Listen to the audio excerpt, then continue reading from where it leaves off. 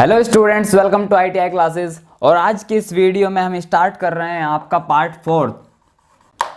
Four किसका? Chapter first का। और चैप्टर फर्स्ट है आपका बिहेवियरल स्किल्स। तो इस पार्ट का, इस वीडियो का जो टॉपिक है जो हम कवर कर रहे हैं आज, वो है परसेप्शन मैनेजमेंट। वो है आपका परसेप्शन मैनेजमेंट। परसेप्शन मैनेजमेंट जो है एक काफ़ी इम्पोर्टेंट स्किल है जो आपको मास्टर करनी होती है ताकि आप अपनी पर्सनल प्रोफेशनल लाइफ में चीज़ों को सही तरीके से समझ सको और चीज़ों से सही तरीके से सीख सको। तो सबसे पहले समझते हैं परसेप्शन क्या होता है। सामान्य भाषा में परसेप्शन, जो मैंने आपको अभी बताया कि आपके इर्द गिर्द, ये आप हो जैसे, तो ये आपके इर्द गिर्द जो आपका संसार है, जिसमें आपके दोस्त, आपकी फैमिली, आपका इंस्टीट्यूट, आपका कॉलेज, आप अगर कहीं जॉब करते हो तो वो आपकी वर्किंग प्लेस, तो आपके इर्द गिर्द जो आपका ये वर्ल्ड है, इस वर्ल्ड को आप किस तरीके से समझते हो और इस वर्ल्ड से आप किस तरीके से सीखते हो, वही क्या होता है आपका? वही आपका क्या होता है? परसेप्शन होता है। ठीक है, ये तो हो गया सामान्य भाषा में कि आपके इर्द गिर्द जो आपका संसार है उससे आप किस तरीके से समझते हो, उससे आप किस तरीके से चीज़ों को सीखते हो, वही क्या कहलाता है? आपका परसेप्शन कहलाता है। अब इससे पहले मैं आपको इसकी फॉर्मल डेफिनेशन बताऊं और आप वीडियो छोड़ के भाग जाओ, तो मैं आपको एक एग्जाम्पल लेके इसमें पहले समझाता हूँ। ठीक है, एग्जाम्पल लेके समझाता हूँ। जैसे सपोज करो ये आप हो, ठीक है, आपके बाल हैं, चलो मेरे नहीं है ना, ये मैं हूँ, ठीक है, इधर आप हो लेफ्ट में, इधर मैं हूँ राइट में, और हमारे बीच में जो है एक नंबर लिखा हुआ है ऐसे। तो अब अगर मैं इसे आपकी तरफ से देखूं, तो ये क्या लिखा हुआ है आपके हिसाब से? आपके हिसाब से 9 है, ठीक है, क्योंकि आपको ये ऐसा दिखाई दे रहा है और ये क्या है? 9 है। बट अगर अब मैं इधर आ जाऊं और अब अगर मैं अब इसे देखूं तो ये कैसे ड्रॉ हो रहा है? ये तो ऐसे ड्रॉ हो रहा है। तो मैं इसे अगर सीधा कर दूं इधर, तो ये क्या है? मेरे हिसाब से ऐसा है और मेरे हिसाब से ये क्या है? 6 है। तो चीज़ एक ही है, ठीक है। वो वास्तव में क्या है, ये उसे पता है जिसने इसे बनाया था कि मैंने इसे किस तरीके से बनाया था, किस दिशा में बनाया था, ठीक है। चीज़ एक ही है, बट मैं इस चीज़ को अलग तरीके से समझ रहा हूँ और देख रहा हूँ, आप इस चीज़ को अलग तरीके से देख और समझ रहे हो। बस यही क्या होता है, हमारा अपना अपना क्या होता है? परसेप्शन होता है। यानी कि इस संसार में जो चीज़ है, ठीक है, जो आप अपने सेंसेस के माध्यम से, ऑब्वियसली अगर आप इस चीज़ को देख रहे हो तो आप अपनी आंखों का इस्तेमाल कर रहे होंगे, मैं भी अपनी आंखों का इस्तेमाल कर रहा हूँगा, ठीक है। तो अपने सेंसेस की मदद से, हमारे कौन कौन से सेंसेस होते हैं? वैसे बोल देता हूँ, आँख, नाक, है ना, मुंह, और आपकी त्वचा और आपके कान। आपके 5 सेंसेस होते हैं, ठीक है। आपके 5 सेंसेस क्या क्या काम करते हैं? स्मेल करते हैं, ठीक है, आपके नाक स्मेल करती है, आपके कान जो है आपको सुनने में मदद करते हैं, उसके बाद आपकी आंखें आपको विज़न देती हैं, आपको देखने में मदद करती हैं, उसके बाद आपकी जीभ आपको टेस्ट करने में मदद करती है, और आपकी स्किन आपको फील करने में मदद करती है। तो ये आपके 5 सेंसेस होते हैं। इन 5 सेंसेस की ही मदद से आप इस पूरे दुनिया को देखते हो और महसूस करते हो और सुनते हो। तो आपके सेंसेस की मदद से आप वर्ल्ड में जो इन्फॉर्मेशन है, ठीक है, वर्ल्ड में कोई भी चीज़ है, जो उस इंफॉर्मेशन को किस तरीके से प्रोसेस कर रहे हो अपने दिमाग में, यही क्या कहलाता है? परसेप्शन कहलाता है। मेरे हिसाब से ये चीज़ आपको क्लियर हो गई होगी कि जो भी संसार में इंफॉर्मेशन है, आपकी सराउंडिंग है, अपने सेंसेस की मदद से आप अपने दिमाग में उस इंफॉर्मेशन को कैसे इंटरप्रेट कर रहे हो, वो क्या कहलाता है? आपका परसेप्शन कहलाता है। अब आप कहोगे सर परसेप्शन तो ठीक है, बट ये इसमें इंपॉर्टेंट क्या है? ठीक है, परसेप्शन ठीक है, बट इसमें इंपॉर्टेंट क्या है? इसे पढ़ना ही क्यों है हमें? ये तो हमें सबको पता है, हमारे सबके अंदर होता भी है। इसमें मैनेजमेंट जैसा क्या है? तो उसका मैं आपको एक बहुत ही इम्पोर्टेंट प्रैक्टिकल वो बताता हूँ।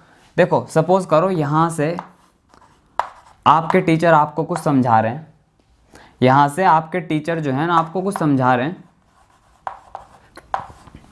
और सपोज करो वो आपको एक ऐसी चीज़ समझाने की कोशिश कर रहे हैं जो आपके लिए बहुत ही इम्पोर्टेंट है लाइफ में भी। बट हुआ क्या, वो जिस तरीके से बात को समझाना चाहते थे ना, आपने उस तरीके से नहीं समझा उस बात को।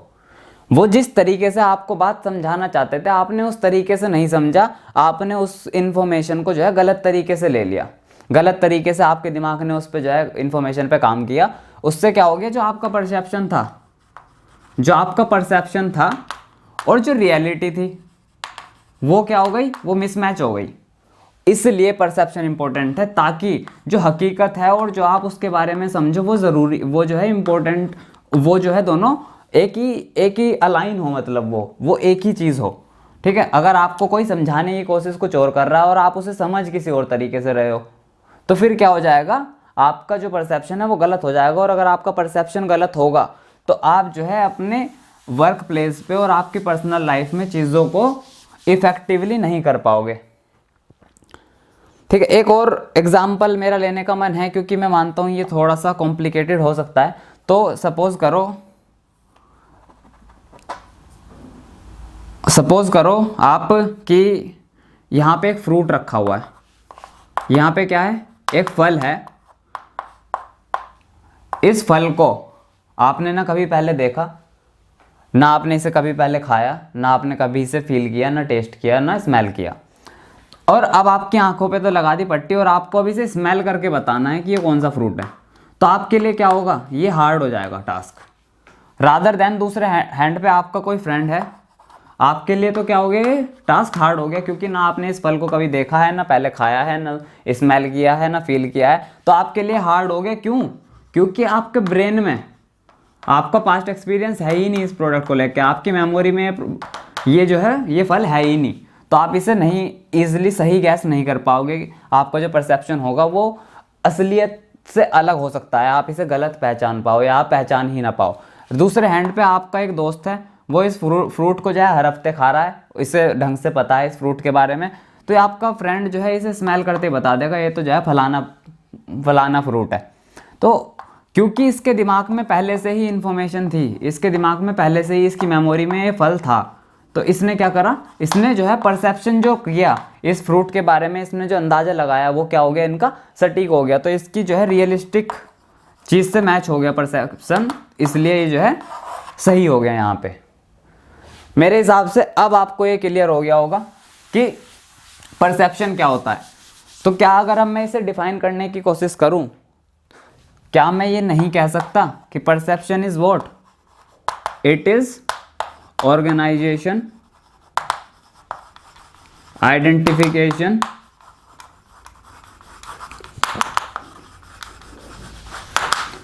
And interpretation of the information, interpretation of the information based on what based on your senses and your memory या फिर past experiences। ठीक है, एग्जाम्पल जो हमने अभी समझा उसके हिसाब से यही तो डेफिनेशन होगी कि परसेप्शन क्या है, किसी भी इंफॉर्मेशन को, ठीक है, किसी भी इंफॉर्मेशन को जो बाहर वर्ल्ड में है, उस इंफॉर्मेशन को आप किस तरीके से अपने दिमाग में ऑर्गेनाइज करते हो, उसे पहचानते हो और फिर एक आखिरी में एक कंक्लूजन निकालते हो। किसके बेसिस पे? आपकी मेमोरी और आपके पास्ट एक्सपीरियंसेस के बेसिस पे। वही आपका क्या होता है, परसेप्शन कहलाता है। उसमें योर सेंसेस इंपॉर्टेंट है, क्योंकि हम कोई भी चीज़ अपने संसार के इर्द गिर्द जो देख रहे हैं वो आपके सेंसेस द्वारा ही आपके दिमाग तक पहुंचती है। क्लियर है? इसके बाद आगे चलते हैं।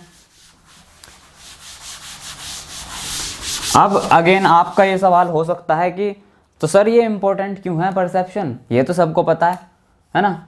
तो मैं बताता हूँ आपको परसेप्शन इंपॉर्टेंट क्यों है। परसेप्शन इम्पोर्टेंट क्यों है? परसेप्शन इम्पोर्टेंट इसलिए है कि आप जो है ना रियलिटी को समझ सको, रियलिटी को समझ सको और रियलिटी जो है उसको बिल्कुल उसी तरीके से इंटरप्रेट कर सको, पहली चीज़। दूसरी चीज़, आपका ब्रेन अगर सही फंक्शन कर रहा होगा, है ना, तो ही आपका परसेप्शन ठीक होगा। जैसे कि आपका दोस्त आपसे मिलने आया, आपके जो सेंस हैं, इसको मैं यहाँ पे जो है एक चीज़ कैसे वॉल बना देता हूँ, और आपके सेंस जो हैं वो सिर्फ और सिर्फ फील करते हैं चीज़ों को, वो कोई डिसीजन नहीं लेते, वो कोई इंटरप्रिटेशन नहीं करते। आपके जो सेंसेस होते हैं वो सिर्फ फील करते हैं। तो आपके सेंसेस के हिसाब से, आपकी आंखों के हिसाब से, आपकी आंख के हिसाब से आपका दोस्त आपसे मिलने आया, तो आपको उसमें पता है क्या दिखाई देगा कि इसके कुछ बाल हैं, इसका फेस का कलर कुछ है, इसकी आंखें ऐसी दिखाई देती हैं, इसकी बॉडी शेप ऐसी है, इसके पैर लंबे हैं या छोटे हैं, इसके हाथ ऐसे हैं, ऐसे करके इसमें आपको बहुत सारी चीज़ें दिखाई देंगी जो आपकी आंखें देख रही होंगी। ठीक है, फिर ये बोलेगा तो आपके कान जो है कुछ सुनेंगे भी इसकी बातों को। तो बहुत सारी इन्फॉर्मेशन जो है इधर की तरफ आ रही है आपके पास, बट इस इन्फॉर्मेशन से आप ये चीज़ नहीं कर सकते, फाइनल ये चीज़ कंक्लूड नहीं कर सकते कि आपका दोस्त है नहीं है। बस आपके सेंसेस के हिसाब से ये क्या है, ये कोई आदमी है, इसके बाल ऐसे हैं, रंग ऐसा है, टांगे ऐसी हैं, पैर वैसा है, यहाँ तक ख़त्म हो जाती है चीज़। इसके बाद आता है गेम जो है परसेप्शन का, कि इसमें से जो रेलेवेंट इन्फॉर्मेशन होगी वो फिल्टर आउट हो जाएगी, फालतू की चीज़ें बाहर निकल गई और बची हुई चीज़ें जो है अंदर आएंगी, और वो सारी की सारी चीज़ें आपके दिमाग में जाएंगी, वो सारी की सारी चीज़ें आपके दिमाग में जाएंगी, और आपके दिमाग के कहीं छोटे से पॉइंट पे, आपके दिमाग के कहीं छोटे से पॉइंट में मेमोरी होगी एक अपने दोस्त को लेके, कि अच्छा मेरे दोस्त से मैच हो रही है ये वाली इन्फॉर्मेशन, ये वाली इन्फॉर्मेशन, ये वाली इन्फॉर्मेशन। फिर आपका ब्रेन आपको बताएगा कि ये तो तेरा दोस्त है। यहाँ पे क्या हुआ, परसेप्शन हुआ, यहाँ पे क्या हुआ, परसेप्शन हुआ। तो अक्सर जो है कन्फ्यूज़न कहाँ क्रिएट होती है, हम जो है सेंसेशन और परसेप्शन को लेके बड़ा कन्फ्यूज़ रहते हैं, सेंसेशन और परसेप्शन को लेके बड़ा कन्फ्यूज़ रहते हैं कि यार क्या है इन दोनों टर्म में डिफरेंस ही क्या है।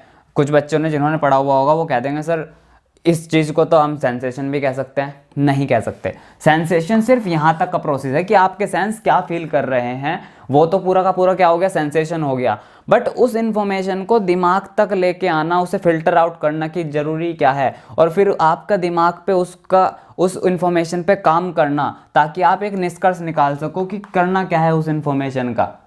ठीक है, उस चीज़ को पहचानना कैसे है, उस चीज़ के बारे में अपनी क्या धारणा बनानी है, यहाँ तक का प्रोसेस क्या होता है, आपका पूरा का पूरा परसेप्शन होता है। अगर आपसे कोई ये पूछ ले कि दोनों में डिफरेंस क्या है, तो सिंपल एक बात में ख़त्म कर देना एक लाइन में, कि सेंसेशन एक बायोलॉजिकल प्रोसेस है, सेंसेशन क्या है, एक बायोलॉजिकल प्रोसेस है, और परसेप्शन क्या है, आपका एक साइकोलॉजिकल प्रोसेस है, एक साइकोलॉजिकल प्रोसेस है। तो जो चीज़ें आप महसूस करते हो सिर्फ, वो आपका सेंसेशन होता है। उन्हें महसूस करके उनके ऊपर एक धारणा बनानी अपनी, आपका क्या होता है, परसेप्शन कहता है। ठीक है, यहाँ तक आई थिंक आपको क्लियर होगा कि परसेप्शन क्या होता है, और परसेप्शन क्यों इंपॉर्टेंट होता है। मेरे हिसाब से आपको ये भी पता लग गया होगा, है ना। अगर आप परसेप्शन नहीं जानते ना, तो आप आपके घर में पिज़्ज़ा में और संतरे में, ऑरेंज में डिफरेंस नहीं बता सकते। अगर आपका परसेप्शन अच्छा नहीं है तो आप एक पिज़्ज़ा में और एक ऑरेंज में डिफरेंस नहीं बता सकते। क्यों? क्योंकि आपका दिमाग उस पे, इस इन्फॉर्मेशन पे प्रोसेस ही नहीं कर रहा। बस आपको स्मेल आ रही है, किस चीज़ की आ रही है वो आपको पता ही नहीं लगेगा। आप टेस्ट कर रहे हो, किस चीज़ का टेस्ट है ये आपको पता ही नहीं लगेगा, क्योंकि आपके दिमाग को पहले से ही पता है कि संतरे का टेस्ट ऐसा होता है और पिज़्ज़ा का टेस्ट ऐसा होता है, संतरा ऐसा दिखता है और पिज़्ज़ा ऐसा दिखता है, इसलिए आप परसेप्शन लगा पाते हो सटीक। अब आप कहोगे कि सर ये तो सभी कर लेते हैं, इसमें पढ़ने लायक क्या चीज़ है। तो अब जो हम पढ़ेंगे, आपकी वर्क प्लेस में आपको एज अ प्रोफेशनल डेवलप होने में जिस चीज़ की आवश्यकता होती है वो होता है आपका परसेप्शन। जब आप अपने लाइफ में आप कोई इंस्टीट्यूट ज्वाइन करते हैं, जब कोई आप इंस्टीट्यूट ज्वाइन करते हैं या फिर आप किसी जगह पे कोई जॉब करते हैं, वहाँ पे अपने अंदर प्रोफेशनलिज्म डेवलप करना बहुत हद तक डिपेंड करता है कि आपका चीज़ों को लेके परसेप्शन कैसा है, वहाँ पे आपका परसेप्शन कैसा है। बट उससे पहले हमें जो चीज़ समझनी है वो है कि ऐसे कौन कौन से फैक्टर होते हैं जो परसेप्शन को अफेक्ट करते हैं। ठीक है, अब हम डिस्कस कर लेते हैं कि फैक्टर्स अफेक्टिंग परसेप्शन, किन किन चीज़ों की वजह से परसेप्शन जो है आपका अफेक्ट होता है। तो यहाँ पे कुछ 6 पॉइंट्स मैंने लिखे हैं जो आपके सिलेबस में हैं। वैसे तो बहुत सारे पॉइंट्स हो सकते हैं जो आपके परसेप्शन को अफेक्ट करते हैं, बट ये 6 कुछ कॉमन और इम्पोर्टेंट हैं, जिसमें सबसे पहला आता है स्कीमा। एक स्कीमा की वजह से जो है आपका परसेप्शन अफेक्ट हो सकता है। स्कीमा क्या होता है? स्कीमा क्या होता है? आपके पास्ट एक्सपीरियंसेस कैसे रहे, ठीक है, आपके पास्ट एक्सपीरियंसेस कैसे थे, या फिर आपकी मेमोरी कैसी है किसी चीज़ को लेके, इससे आपका जो है परसेप्शन बहुत ही ज़्यादा अफेक्ट हो सकता है।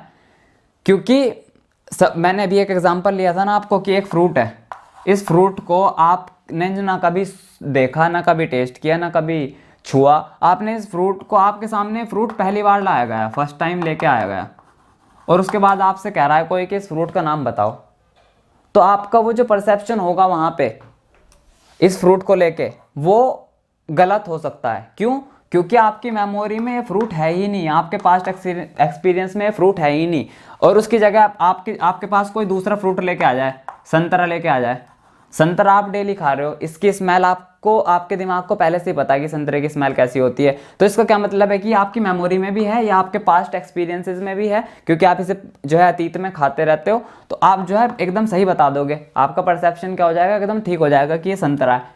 ठीक है, तो स्कीमा जो है इसी तरीके से एक इम्पोर्टेंट फैक्टर होता है जो आपके परसेप्शन को अफेक्ट करता है, जिसका सीधा सीधा ताल्लुक है कि आपने अपने अतीत में जो है उसके बारे में कितना पढ़ा, सुना या देखा है उस चीज़ को। दूसरा है आपका मोटिवेशनल स्टेट।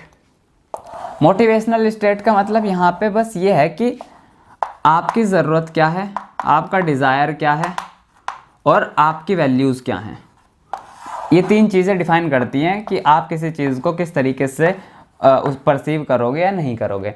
जैसे आपको मैं पढ़ा रहा हूँ यहाँ पे, ठीक है, और मैं आपको यहाँ पढ़ा रहा हूँ, पढ़ने की आपकी इच्छा है नहीं, है ना, पढ़ने की आपको ऐसा लगता है कि ज़रूरत भी नहीं है, और आप ये भी मान रहे हो कि इसमें वैल्यूज़ भी जो हैं कोई ऐसा सच इम्पोर्टेंट नहीं है मेरे लिए। तो आप जो मैं आपको पढ़ाना चाह रहा हूँ वो आप उस तरीके से समझ पाओ जिस तरीके से मैं आपको समझाने की कोशिश कर रहा हूँ, वो भी क्या हो सकता है, एक आपका सही या गलत परसेप्शन हो सकता है। तो आपका मोटिवेशनल स्टेट यानी कि आपकी इच्छा है भी या नहीं, ठीक है, आपको ज़रूरत है भी या नहीं, ये सारी चीज़ें क्या करती हैं, आपके परसेप्शन को अफेक्ट करती हैं। ठीक है, ज़्यादा डिटेल में नहीं बात करूँगा। उसके बाद आपका आता है मूड। भाई देखो, मूड का सीधा सीधा मतलब है कि आप इमोशनली उस वक्त कैसा फील कर रहे हो, इमोशनली आप कैसा फील कर रहे हो उस वक्त। जैसे एक इसका ग्राउंडेड सा उदाहरण ले लेता हूँ थोड़ा सा, ताकि आपको समझ आ जाए। जैसे कभी कभी जब हमें गुस्सा आता है ना, और उसके बाद हमारे पापा या हमारी मम्मी आके हमें कहते हैं कि बेटा ये नहीं, ऐसे कर ले ज़िंदगी ठीक हो जाएगी, ऐसे नहीं वैसे कर ले ज़िंदगी ठीक हो जाएगी, तो आपके मम्मी पापा तो आपको सही के लिए ही कह रहे हैं, वो तो आपको वास्तविकता ही बता रहे हैं, बट क्योंकि आपको इमोशनली आप एक अलग स्टेट ऑफ माइंड पे हो, आपको गुस्सा आ रहा है, तो आप जो है मम्मी और पापा की कही हुई बातों को गलत परसीव कर लोगे। आपको गुस्सा आ जाएगा, आप कहोगे कि यार ये जो है ना गलत कहते हैं हमेशा। क्या हो रहा है? क्योंकि आपका मूड खराब था, तो जो मम्मी पापा आपको समझाने की कोशिश कर रहे थे, जो उनके हिसाब से बेस्ट था, वो आपने क्या कर लिया, गलत तरीके से परसीव कर लिया, क्योंकि आप इमोशनली एक अलग स्टेट ऑफ माइंड पे थे। ठीक है। फोर्थ होता है एम्बिग्विटी। एम्बिग्विटी का मतलब होता है लैक ऑफ क्लैरिटी। ठीक है, लैक ऑफ क्लैरिटी। इसका हम एग्जाम्पल लेंगे, लैक ऑफ क्लैरिटी का हम एग्जाम्पल लेंगे और आपको समझ में आ जाएगा कि एम्बिग्विटी क्या होता है। सपोज करो आपको एग्जाम में एक क्वेश्चन पूछा गया, एक एमसीक्यू पूछा गया, यहाँ पे एक क्वेश्चन है, उसके आपको 4 ऑप्शन दिए गए हैं। ठीक है, एक क्वेश्चन पूछा गया, यहाँ पे आपको क्या दिए गए हैं, A B C D जो है 4 ऑप्शन दिए हुए हैं। ठीक है, और उसके बाद एम्बिग्विटी का किस तरीके से होता है, आपका फैक्टर कैसे है ये, कि आपको क्लियर ही नहीं है कि जो चीज़ मैं परसीव कर रहा हूँ क्या वो ठीक है या गलत, आप खुद ही कंफ्यूज हो। जैसे आपको एक क्वेश्चन का जो आंसर है वो बी लग रहा है, ठीक है, फिर आपने जो है सारे ऑप्शंस पढ़े, आपने सोचा कि यार डी भी हो सकता है, यानी कि एक तो आपने जो है परसेप्शन बना लिया, एक परसेप्शन तो आपने बना लिया कि बी आंसर है, बट कहीं ना कहीं आपके दिमाग में आपको ये भी लग रहा है कि यार डी भी आंसर हो सकता है। तो यहाँ पे क्या हुआ, लैक ऑफ क्लैरिटी, यानी कि क्लैरिटी ही नहीं है आपको। तो जब आपको क्लैरिटी नहीं होती किसी चीज़ को लेके, तो वहाँ पे आपका परसेप्शन गलत हो सकता है। जैसे आपको कोई कुछ समझा रहा है, आपने उस चीज़ को समझ लिया कि ठीक है ये हो सकता है, बट उसी चीज़ पे आपने एक और दूसरी बात कह दी कि यार ये भी तो हो सकता है इस चीज़ का मतलब, तो वहाँ क्या हो गया, लैक ऑफ क्लैरिटी हो गया, और इससे भी जो है आपका परसेप्शन अफेक्ट होता है।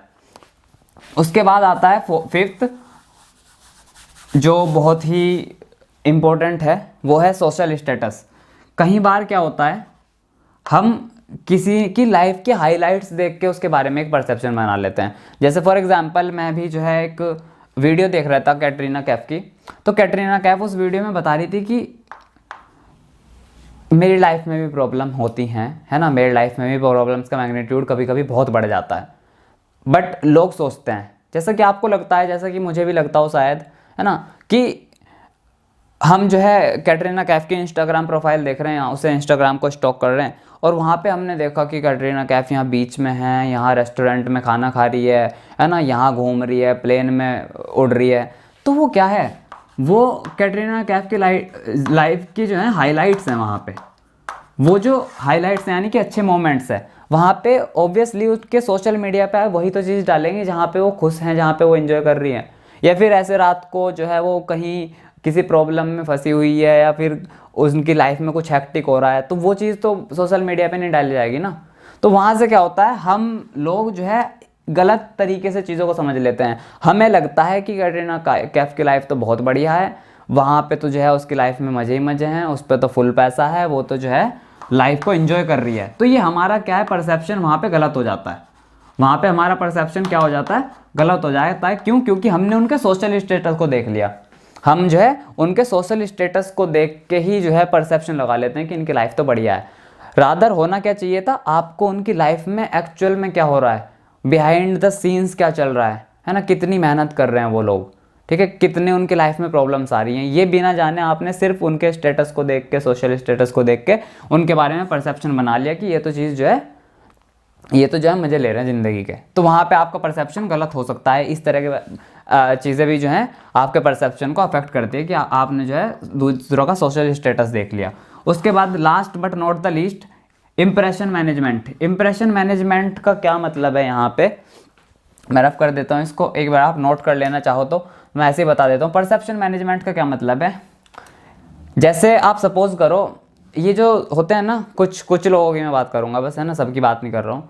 कुछ लोग ऐसे होते हैं जो दिखाते कुछ और हैं, एक्चुअल में होते कुछ और हैं, है ना। जैसे फॉर एग्जांपल कुछ ढोंगी बाबा होते हैं, है ना, कुछ जगहों पे कुछ ढोंगी बाबा होते हैं। वो क्या करते हैं, वो अपना इंप्रेशन कैसे बना लेंगे, ऐसे एकदम मतलब साधु संत वाले कपड़े पहन लिए और ऐसे जो हैं चले गए, दूसरे लोगों के घरों में जा रहे हैं, कह रहे हैं कि हम साधु हैं, हम संत हैं, और आप हमें जो है ऐसे मदद करो, ये करो, वो करो, हमें दुनिया का ज्ञान है। तो वो क्या कर रहे हैं, वहाँ पे अपना इंप्रेशन जो है आपके लिए एक अलग तरीके से क्रिएट कर रहे हैं। फिर जब उन्होंने जो है आपसे पैसे वैसे ले लिए, कुछ आपको चार बातें बता के, शाम को जो है वहाँ चल रहा है दारू सुट्टा, है ना, वहाँ खा रहे हैं वो मांस मच्छी और दारू, है ना। क्योंकि ये मैंने अपनी पर्सनल लाइफ में देखा ऐसे कि हमारे घर एक वो आए संत टाइप के, है ना, मम्मी को ऐसे बहला फुसला के उन्होंने जो है पैसे ले लिए मम्मी से। उसके बाद हम गए बाहर मार्केट में घूमने, देखा क्या वहाँ पे एक दारू की दुकान के बाहर वो तो जो है अपना लगे पड़े पौवे में भाई। तो ऐसे लोग क्या होते हैं, ऐसे लोगों के बारे में भी हमारा परसेप्शन गलत बन जाता है। यहाँ पे क्या हुआ, मेरी मम्मी का परसेप्शन गलत हो गया। क्यों? क्योंकि उन्होंने मम्मी को बातें इस तरीके की बताई, उन्होंने मम्मी के लिए जो मम्मी के सामने उनका खुद का इंप्रेशन था वो इस तरीके से क्रिएट किया कि मम्मी को लगा कि ये सही आदमी है, ये एक्चुअल में संत है, इसे एक्चुअल में ज़रूरत है। जैसे आजकल भीख मांगते हैं ना कुछ लोग, तो कुछ लोगों को तो एक्चुअल में ज़रूरत होती है, कुछ लोग सिर्फ ऐसे दिखाते हैं कि हम पे कुछ है नहीं, है ना, वैसे उन पे सब कुछ होता है, वैसे वो अब जो है प्रोफेशनल बैगर्स हैं। तो इस तरीके से वो इंप्रेशंस तो कुछ और क्रिएट करते हैं और हकीकत में वो होते कुछ और हैं। तो इस तरीके से जो है हमारा परसेप्शन गलत हो जाता है। इसलिए अब आपको समझ में आ रहा होगा कि परसेप्शन क्यों ज़रूरी है, ताकि जो आप वास्तविकता है उसे उसी तरीके से समझ सको, इसलिए परसेप्शन ज़रूरी होता है ना। अब आपको चीज़ें क्लियर हो रही होंगी कि क्यों परसेप्शन ज़रूरी है वर्क प्लेस में भी। ताकि आप उस चीज़ को उसी तरीके से समझ सको जिस तरीके से वो है, रादर देन आप जो है किसी के सोशल स्टेटस से चले जाओ या अपने मूड के हिसाब से चले जाओ, या फिर आप जो है किसी ने आपके ऊपर एक इम्प्रेशन जमा दिया हो उसके हिसाब से आपने उसको परसेप्शन बना लिया। नहीं, ये नहीं करना है आपको। इन सब चीज़ों का ध्यान रखना होता है जब आप किसी के बारे में कोई परसेप्शन बना रहे हो।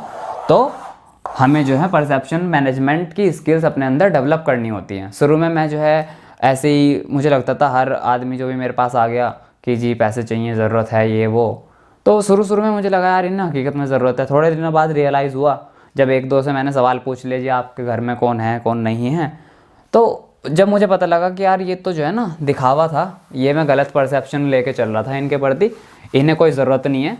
कुछ लोगों को होती है ज़रूरत, ज़्यादातर लोगों को नहीं है ज़रूरत। ये जो है प्रोफेशनल बैगर्स हैं, इन्हें इसी में मज़ा आता है, ये यही कर रहे हैं। तो इसलिए हमें ज़रूरी होता है परसेप्शन को ध्यान रखना। परसेप्शन को जब आप परसीव करो किसी भी चीज़ को, तो किस तरीके से करते हैं। एक छोटी सी चीज़ जो और मैं इसमें ऐड कर देता हूँ, वो ये है कि जब परसेप्शन बनता है ना, तो उसमें 3 चीज़ें होती हैं। एक आप होते हो जो परसेप्शन बना रहा होता है, उसे हम कहते हैं परसीवर। जब मैं बार बार टर्म यूज़ कर रहा हूँ ना, परसीवर, यानी कि जो परसेप्शन बना रहा होता है इंडिविजुअल किसी चीज़ के बारे में, वो होता है परसीवर। उसके बाद जिसके बारे में बन रहा है, वो कोई ऑब्जेक्ट हो सकता है, कोई आदमी हो सकता है, कोई बात हो सकती है, कुछ भी हो सकता है, इसको हम कहते हैं टारगेट, जिसके बारे में परसेप्शन बन रहा होता है। और उसके बाद इन दोनों के बीच में क्या क्या चीज़ें आई, वो होती है सिचुएशन, यानी कि किस सिचुएशन में आपने उस परसेप्शन को बनाया है। ठीक है, तो जब कोई भी परसेप्शन का प्रोसेस होता है, उसमें 3 चीज़ें होती हैं। परसेप्शन बनाने वाला परसीवर, जिसके बारे में परसेप्शन बनाया जा रहा है वो टारगेट, और इसके इर्द गिर्द का जो माहौल है वो सिचुएशन। क्लियर है। इसके बाद अब आते हैं, आगे चलते हैं सबसे इम्पोर्टेंट चीज़ पे, जिसके बारे में अगेन लास्ट का टॉपिक मैं सिर्फ 5 मिनट में एक्सप्लेन करता हूँ, क्योंकि लास्ट का जो टॉपिक मैं छोड़ता हूँ आपकी सेल्फ स्टडी के लिए। कि अब हमने सारी बात कर ली कि परसेप्शन ये, परसेप्शन वो है ना, क्यों ज़रूरी है, क्या चीज़ें होती हैं जो इफेक्ट करती हैं। अब हम बात कर लेते हैं इस चीज़ की कि आपको अपनी ज़िंदगी में किस तरीके से परसेप्शन को लाना है। तो इसके लिए सिंपल सी ये चीज़ होती है कि आपको अपने अंदर प्रोफेशनलिज्म डेवलप करना पड़ेगा। जब आप अपने अंदर प्रोफेशनलिज्म डेवलप करोगे, तब जो है आपका परसेप्शन मैनेजमेंट की जो स्किल्स हैं वो खुद ही आपके अंदर डेवलप होती चली जाएंगी। अब सोच रहे होंगे आपके प्रोफेशनलिज्म क्या है। ठीक है, तो प्रोफेशनलिज्म कुछ नहीं है, वर्क प्लेस पे, आपकी वर्क प्लेस पे या आपके इंस्टीट्यूट में आपकी बिहेवियरल स्किल्स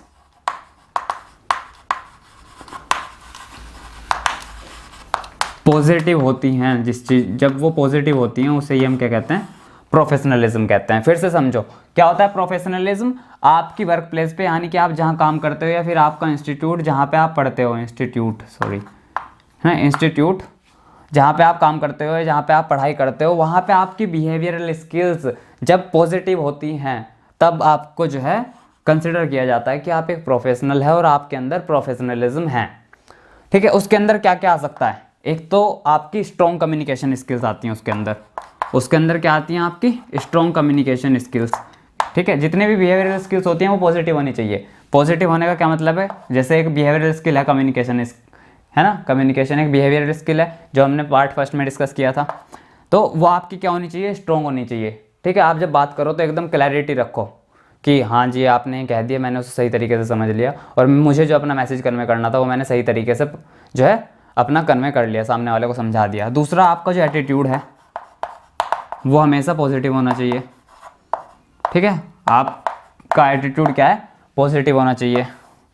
आपका जो ड्रेस कोड है, ड्रेस कोड का बहुत इंपॉर्टेंट रोल होता है प्रोफेशनलिज्म में।